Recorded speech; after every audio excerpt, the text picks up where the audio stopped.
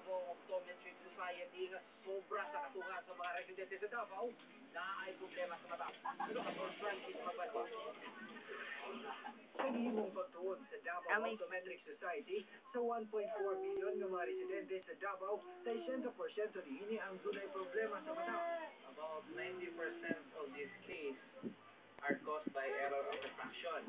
Sa ganila mga idaran, kinsa nakasinati o glaucoma o katarata. Dapat sa mga nagkaproblema sa awa dahil kini mapatay. Mama! Ay, bad. Bad. Kuami. Nagigay ang maayong buntag Mindanao sa Davao Optometric Society o sa Liga ng Barangay. Aron ipalawag sa seminar ang kapit 50 sa mga barangay health workers. Mama!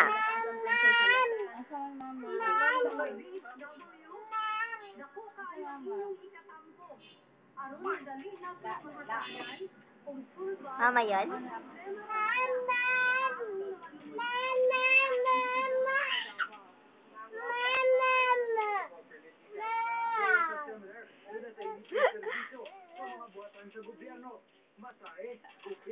Mama, say mo mama.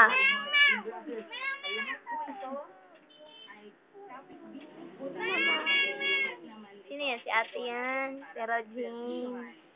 Pakita, Rogine. Mama! Mama!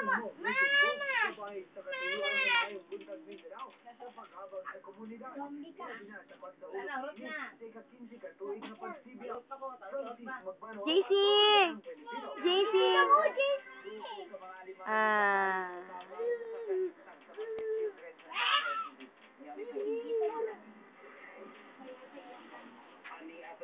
Ang grupong Third Home School World of Humanity usa ka international charity organization aron sutaon niini ang kahimtang ug ihap sa mga street children sa Dakbayan. Buot ang tabang ang grupo sa pagtudlo sa mga bata sa ilang katungod ug andam usab butrain aron ma-develop ang JC. Nagapakyut lang ba? Hindi.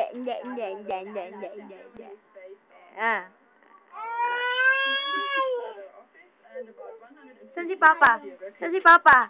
Sa airplane si Papa. Saan airplane, baby? Silip.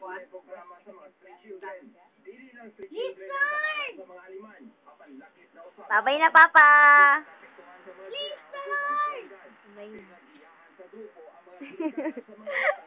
Tanga, manignaw ng bataan.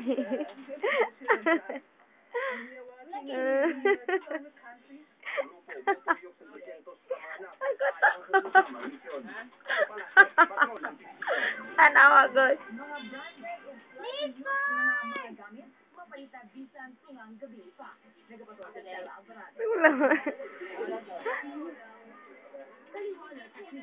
Kiss tita be. JC. JC. Yung lizard dyan. Oh, may lizard. Nandito ang lizard. Oh, nandyan ang lizard. Lizard!